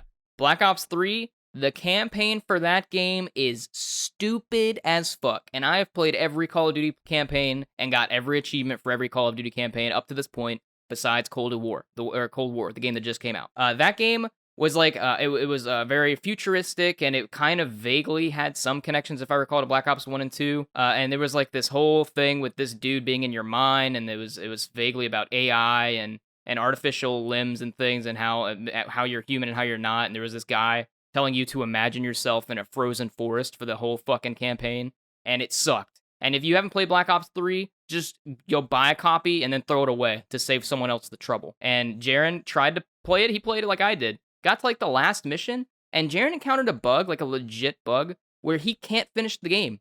His save's fucked. He gets to the last mission, and at some checkpoint, the game crashes on him, no matter what. And I'm pretty sure he tried it on like 2 consoles. I did. And it's just the save is corrupted. Like, he can't make it past a certain checkpoint or load a mission. I don't know if it's load the mission or make it into a checkpoint, but the game's fucked and he can't even finish it to just like get the achievement for beating the game. Yo, I'll give you a real joke on how bad that game is. Something real funny here. Microsoft refunded me for that game. It was one of the very first times that they implemented the refund system. It was very early. They refunded me for the game after I had played like more than the allotted time because I was near the end of the game and I couldn't finish it. And that was after they told me that they had no other like reports of this bug. Like, it was literally just my fault or my issue. Not only did they refund it, they left me with the game. They didn't even want it back. They left you where you could download it even though they refunded you the money. That's fucking awesome. Yeah, they gave me my money back and then they left me with the game. We're like, well, why can I still access it? Like, why don't you guys just remove it? Like, no, we don't even want to touch it. It's good. No. It's really bad. I don't care about the multiplayer. I'm going to slap a bonus here too. One game that we had fun playing, but it's bad, Battleborn. Battleborn? Dude, the story, though, the writing is good. The writing's good, but the gameplay and everything that happens throughout the game and the achievements are all terrible. Oh, yeah, they're all, and it's gone now. They closed those servers. You can't go back and get anything. Yeah, so. It's gone. Doesn't exist anymore, but Battleborn by Gearbox, right? Yeah. That game. Really great writing, really great voice acting, and the main story shit. Very boring game, and the combat wasn't that great, and it wasn't very good or very fun. Yeah, Gearbox needs to not make games that aren't Borderlands. Forever. Till the end of time. And one quick thing, on a more positive note, what was the first game you ever played? The first game I ever played, ever. Like, you mean like not even on like the 360, like Xbox Live, but like the first game I ever remember playing? Yeah, that you remember playing. The first game I remember playing had to be it was one of 3 games. It would either had to have been Super Mario 64, Donkey Kong 64, or Pokemon, I would assume Red or Blue. One of those 3 games had to have been the first game that I played or remember playing. Back in the old, probably like the year 2000 or something, or 1999 or some shit. All right, those are some classics. Yeah, they were pretty good games to start out on. A lot of people don't like Donkey Kong 64. I have a nostalgic connection to it because it is a collectathon, but it's really. And but I really love it. And I went back in my later years, in the middle, like 2015 or so, and I literally loaded up my Nintendo 64 that I still have, and I perfected the game, like, even though it didn't have achievements. I got 101% in that game for like all the collectibles and beating and all the shit. So I still like it for what it's worth.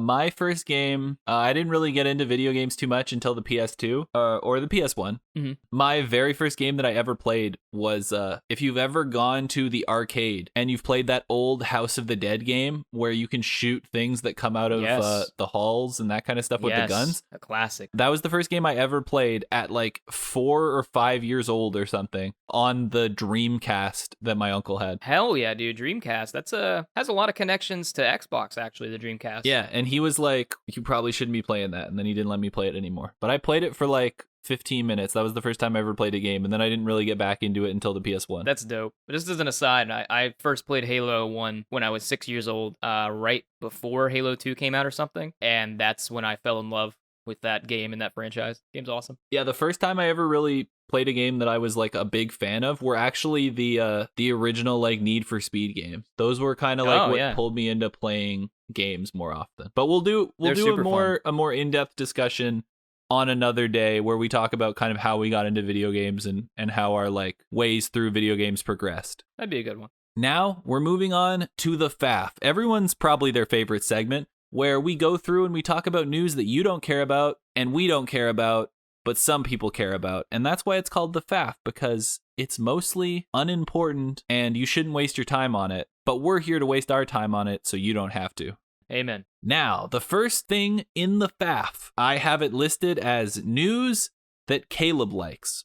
And this is a throwback to the last episode. Okay. The Outer Worlds now runs at 60 frames per second on PS5 and Xbox Series X. Oh, okay, yeah. See, that's pretty sweet because they are releasing that new DLC, or they just released it. Yep. And so I'm going to be able to play it at 60 frames. That's going to be cool. I thought this segment, because I don't think you talked about it in the main news. I thought this, because it just says news Caleb liked, and I'm like, I wonder what he's going to say. I thought this was going to be that they added or are adding achievements to iOS back to the Xbox app. on your phone. Yeah, we kind of hinted that was something they were testing last week. So I didn't really bring it in this week as like an 100% like, hey, they're back, because I wanted to kind of get your feedback on them and see if you liked the new implementation next week when they had been out for a while. Okay. The FAF news, sometimes Jarren and I may actually like a story, and that's when we're the stupid people who care about the stupid news out there in the FAF. And so this week, I'm that stupid guy. Again, 2 weeks in a row. Yeah, great for me. I'm starting to become a fan of the FAF. Look at me. I'm going to keep putting the Outer Worlds in so Caleb is the one of the dumb people who likes the new. And it actually is kind of cool news, though, because they did just release the new DLC. So you get to go back at 60 frames if you have a Series X. Next up on the FAF, Rockstar thanks GTA Online player for identifying a way to cut loading times. They gave him $10,000. Yeah, so this game has been out for how long, Jarren? 2012, right? Yeah. Came out. Mm-hmm. And then it came out on PC later. Yep. And they haven't fixed the load times at their hundreds to over 1,000 person studio. All these human beings. And some dude went in and was like, oh, hey, man, if you just change this code, like right here, like it takes you like 2 minutes, then it cuts the load times by 70%. And they were like, oh, cool. And so they just put it in there now in the games, gave this man $10,000, which is really good. We're glad he got paid. But they didn't hire him, even though he clearly does their job better. And they have like thousands of people, or not thousands, hundreds of people employed at their studio. And they can't find a place for this young man. They're going to pay him $10,000 again when he fixes GTA 6. Yeah, I guess so, right? And if you want to know more about that, we talked about it in a FAF a little while ago. If you want to go FAF diving. Faffing about. Start faffing about.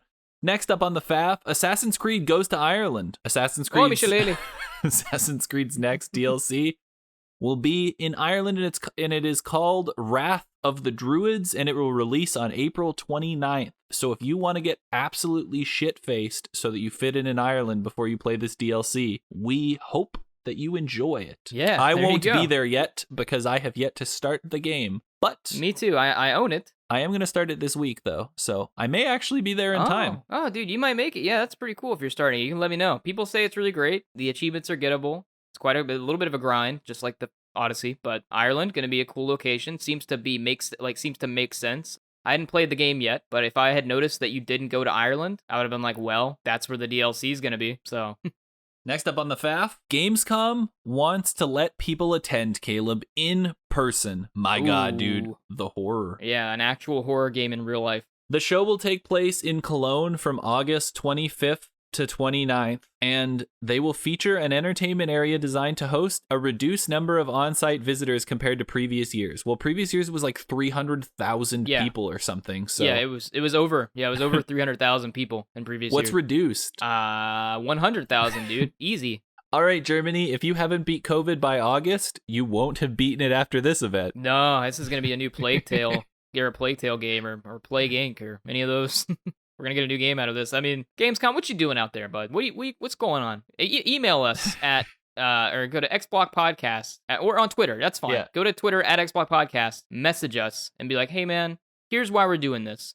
And then we'll read it in our next FAF segment and make fun of you. Yes, we will make fun of you. And also, another thing we're about to make fun of is Payday 3 has been announced, and Koch Media has given them 50 million euros to make this game possible. When do you think it's coming, Caleb? Next week. 2023. Oh, God. Yeah, okay. People, are they going to care about Payday 3 in 2023? People still play Payday 2, but honestly, like, why? Just go rob a real bank. Yeah. All right, moving on. In real life. Moving on. Guess what, Caleb? Cyberpunk 2077 has fixed the game. What? No, wait. Sorry, they haven't. The next big Cyberpunk 2077 patch will fix cops and cars. Here's a list 2 important things of the things that they will fix. Fewer cops randomly spawning directly behind you the second you put a toe out of line. Adjustments to speed and steering to make driving easier. Tweaks to make cars control better even when the frame rate dips. I like that they didn't fix the frame rate dipping. They just made it easier to drive the cars when the frame rate dips. I don't know what they're doing. A new unstuck feature that activates when you accelerate but don't move because you're stuck on something or have encountered some other strange Night City anomaly. So what, your car is just trapped and then you... So if I want to know if this will cause new bugs. If I drive my car into a wall, will I just become unstuck and go through the wall? Like, how does that work? This is so specific. Jarren, you beat this game once again.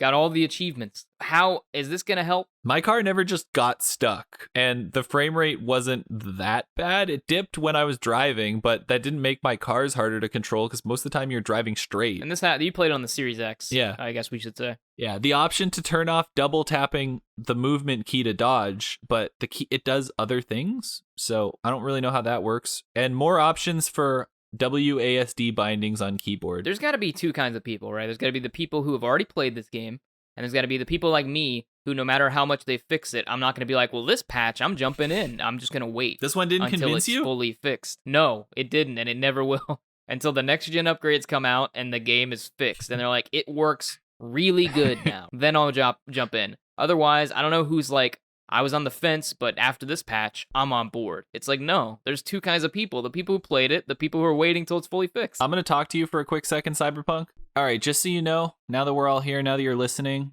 now that someone has sent this to you, you can't release a game where one of your patch notes is, hey, when the frame rate drops, we've done this so it's easier. How about the frame rate just doesn't drop? How about you develop your game to where the frame rate is constant? Yeah. Consistent. Just like, I know it's consistent on PS4 at 8 frames per second. And I know that you guys hit that real well. But Zinger. You know, maybe if it drops, maybe fix that before you fix the things that will impact it if it drops. Got him, Jarren. All right, Call of Duty Warzone's Mara actress gets 2 cheaters banned on Twitch. Essentially, she caught them using an aimbot, she started streaming their stream, then she booted them out. 2 more cheaters in Warzone are free, everybody. 2 more cheaters have been banned. Will they create new accounts? Yes, they will. Will they be back? Probably. But for now, probably not even for now anymore, but for then, they were banned. Now, who knows? I just say that I think I just read, it was a couple days ago. I don't remember if it was Apex Legends or Call of Duty. I think it was Call of Duty Warzone again. I think like 30,000 more people got banned for like cheating. Yep. 30,000 more people were banned. And they banned something like 300,000 people. Yeah, so have fun getting fucking nerded on in Warzone. There you go. Have fun. And also, this in their doc just says the duty department, by the way. I'll throw that out there. It just says the duty department. I had no idea what you were going to talk about. All right. In other duty department news, Activision yanks Crossbow. It accidentally released early, even after players spent time grinding for it. I saw that. So if you grinded for the Crossbow, congratulations, they took it back. Classic fucking Activision. Next on the news, what does it say in the doc, Caleb? The Marvel mashup. All right, here we go. You guys wanted the Marvel Avengers news that I refused to talk about in the Outside the Box segment? Well, here it is. The game, now it loads fast. PS5 managing the same feat in just 4 seconds. That's how quick it loads. You know how quick it loads on the PS4 version? 62 seconds. Goddamn, that's fast. You can play more Marvel Avengers. The quicker it loads, the less content you notice there is. You can play our shit, much faster now. Like, it's still going to be just as bad, but you get to get into that badness more quickly. But you know what won't be fast? Do you know, Caleb? What? I was waiting for you to tell me. What won't be fast? I don't... Is this a euphemism? No, what won't be fast, even though the PS5 version is super fast, getting your game upgraded to the PS5 version is not fast. Yeah, you got him, dude. On the PS4, you have to go through this entire Twitter thread if you want to figure out how to upgrade to the PS5 version of the game. But on Xbox, you just put the disc in. And nothing feels better than just putting the disc in. There's your euphemism, Caleb. Didn't they just in Xbox release that thing on their Twitter account where it was like how upgrading to next gen works or whatever, or how smart delivery. Yes, there you go. Explain it to me. They took that old PlayStation clip of them handing a game to their friend and being, this is how you share games on Xbox, and they showed somebody just handing smart delivery to someone, and that's how the game works. Yeah, they had put a fucking crappy image of Xbox One over one of their faces, and then a crappy image of Xbox Series X over the guy he was handing it to, and so the guy just they're like, here's how smart delivery works. Step 1, and then it just shows him hand the guy the game, and then they both look at the camera and smile, and they're like, that's it. That was a fan news account, not from actual Microsoft. Oh, okay, well, regardless, it was funny as fuck. So, also in PlayStation news with Avengers, Xbox guys, we're dunking on them real hard here, so you can be excited about this. Marvel Avengers PlayStation exclusive Spider-Man has been delayed. Okay. One less reason to play that game. They can't even put him in the game. Oh, and at the Square Enix conference, they announced War for Wakanda with Black Panther and showed a trailer. Somehow something they announced, what is that, 6 months after Spider-Man, is supposedly going to be ready before Spider-Man. This game can just die already. This just goes to show you, man, gamers know, to a degree. You have the Avengers IP, developed by Crystal Dynamics, which, not maybe the studio for the job, but a good studio. And this is the game. Like, this is it.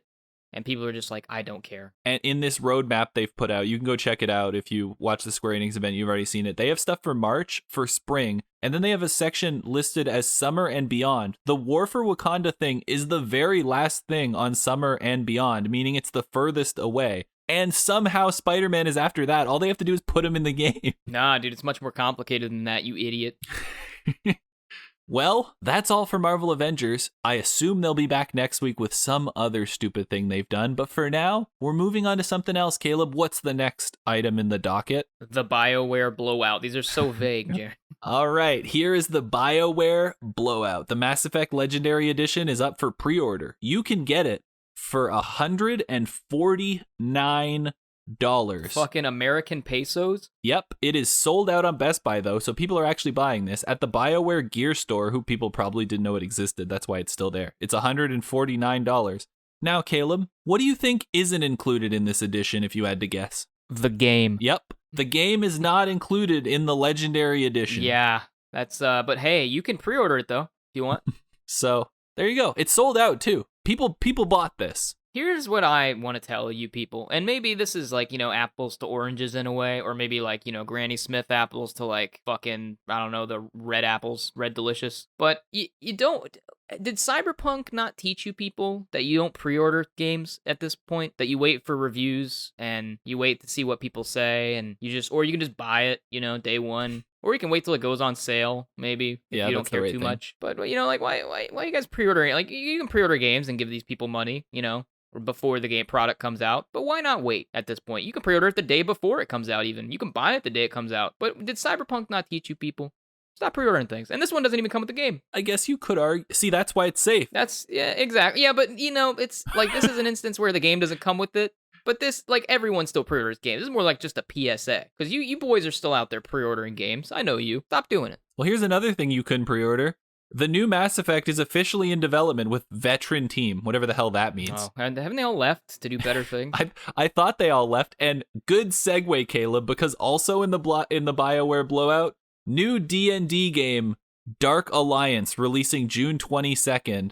And you know who made this game? The studio Wizards of the Coast. I was going to mention them. Who formerly have all of BioWare's previously talented people. Yeah, I was going to mention that these, that when I was saying, like, they all left, I was about to say they formed a studio like the Wizards of the Coast and like two other studios and went different places. And yeah, the Wizards of the Coast are out there probably making the better games now. Yep, this is a D&D RPG game and it looks dope. I watched the trailer. And also, I'm entirely on board because the president's name is Chris Cox. Dude, I haven't seen the trailer, but if I'll take your word for it, though. It looked pretty cool. It looked cool. I'm not saying it's going to be the greatest game of all time. It's only $40 to pre-order it. So you could support these guys. I mean, I wouldn't pre-order it, but, So, if you like D&D and you like RPGs, maybe give these guys a shot. They used to make good games. Alrighty, what's the next segment, Caleb? It's once again just so vague. It says, you like sports? We like sports. I'm the only one reading this. What does that mean? Tiger Woods' partnership with 2K is Michael Jordan-like for PGA Tour. That's what the publisher says. Okay. Tiger Woods has partnered with 2K, and I guess they're going to put him back on the game. Tiger Woods is back. Cool. Moving on. No, but his back's not back, Jarren. Remember he got in that car wreck? Yeah, so I'm happy for him that at least he's getting some money. Yeah, I hope his back gets better. His car, good car though, because it kept him alive. They said it did a good job. How many times do you think he cheated on his wife in that car crash? Yeah, I mean, shout out to Tiger Woods. I'm sorry, Tiger. All right, this is vaguely sports. It's esports. Fortnite team disqualified from tournament following a disrespectful tweet. According to Polygon, in a now deleted tweet, player Wrigley posted a message that read, like literally fucking kill yourself at Donald Mustard. Ooh. And Donald Mustard is the Epic Games chief creative officer. Yeah, he's been on the Game Awards stage a couple times. Yep. You probably saw him. You may not remember him, but I remember him because his last name's Mustard. The weird thing about this, though, his teammates were also disqualified instead of just letting them pick a new teammate. So now they can't, his teammates don't even have a chance to win the money. So I guess they're sending a message, but Okay. is that just like keep your hate to yourself or you'll be suspended from the tournament? I don't know, man. I don't know. In other sports-related news, NBA Pro Kevin Durant invests in Call of Duty, Overwatch, Valorant esports organization, and that's it. We don't really need to talk about that. Nope. Also, one thing I forgot, but I have the link here. This, I guess you could relate it to Square Enix. Tomb Raider Anniversary Celebration includes Fortnite level, movie sequel, and a cookbook. That can't be real. Yep. So if you ever thought, hey, you know what I really missed out from in Tomb Raider was when she's by the fire and she sits there stuck in the woods. I really want to know what she's cooking. No. It's going to be like bugs and like is it going to teach you to like insulate yourself with crap and mud? I played the first, like I said, Tomb Raider Definitive Edition and Rise of the Tomb Raider. Got all the achievements. Died never once. Wondered what she was cooking by the fucking fire. And the last things in the FAF. What is this segment called, Caleb? The gems to take us out. There you go. The gems to take us out. Xbox confirms unique Series X mini fridges. Oh, that shit's cool. But unfortunately, you can't buy them. Oh, they just send them to people? Yep. Once again? Ah, man. I'm going to give you guys a little hint on something. I'm not sure. I don't think this episode came out, but originally this podcast was created so that we could get ourselves an Xbox fridge. Yep. It was our original first recording that we never will release. And we wanted the big fridge, but if you tweet this at The Rock, I will settle for the mini fridge and a handshake. It would make my day. Because of COVID, I can accept a virtual handshake. I would just really like the mini fridge, Rock, if you're listening, or Dwayne. I don't know what you want me to call you. We're not really friends.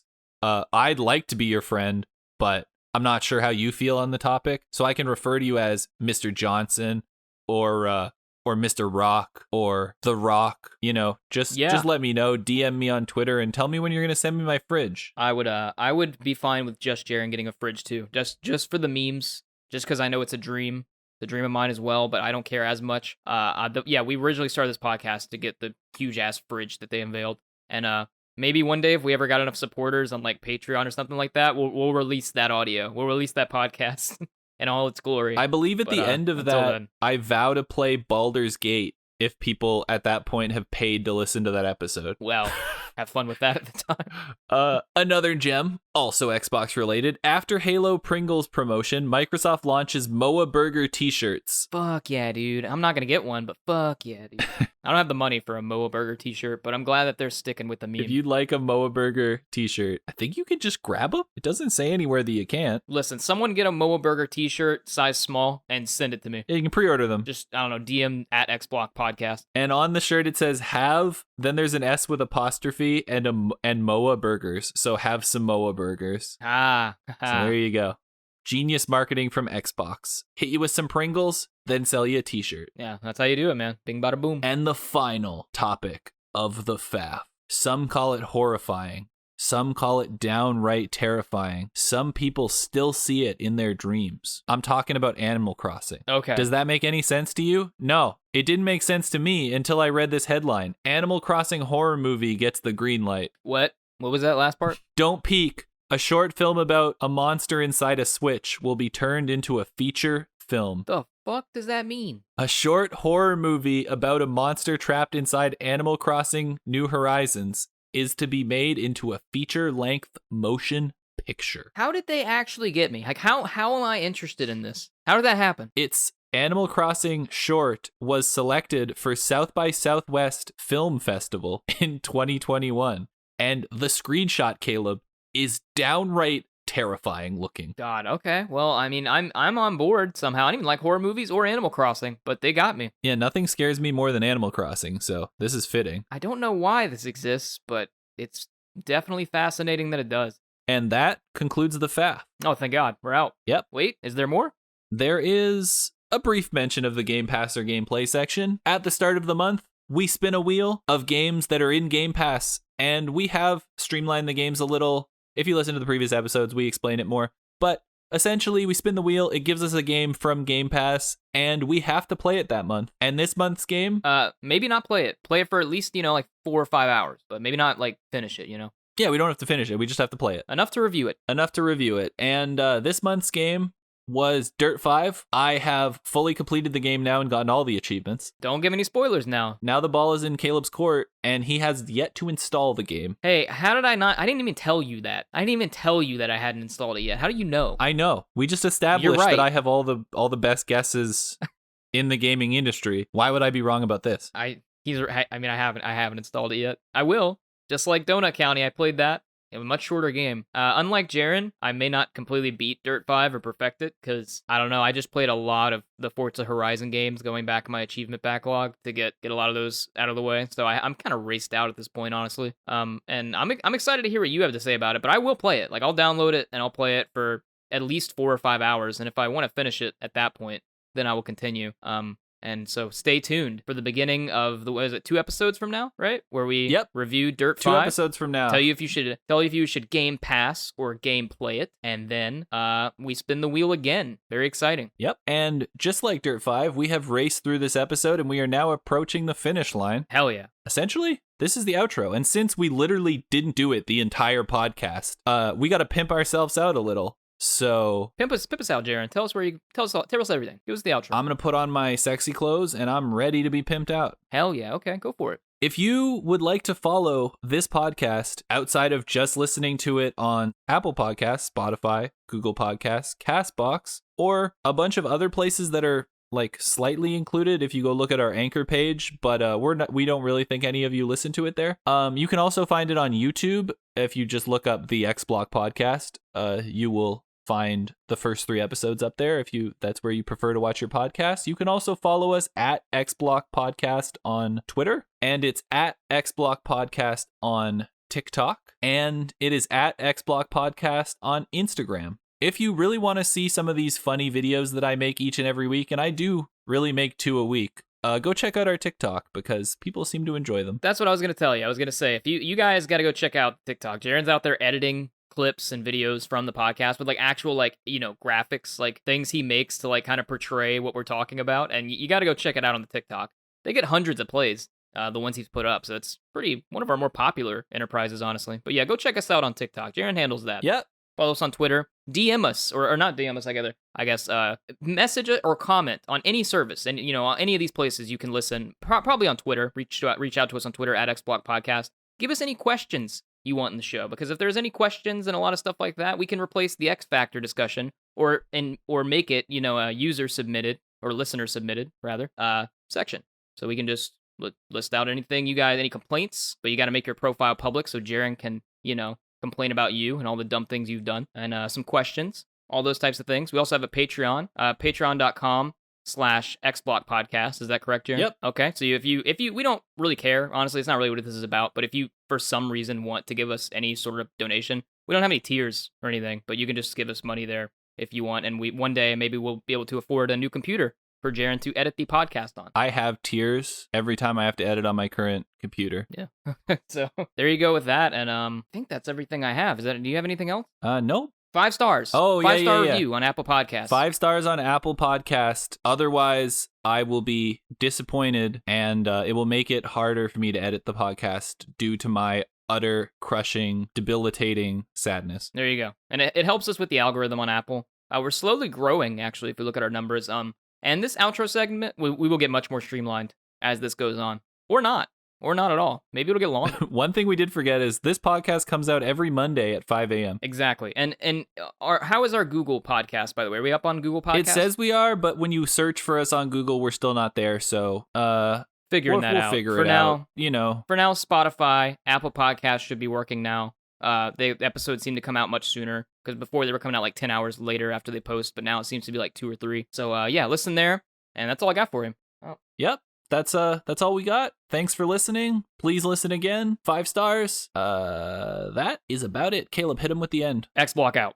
Thanks for listening to the X Block. New episodes every Monday at 5 a.m.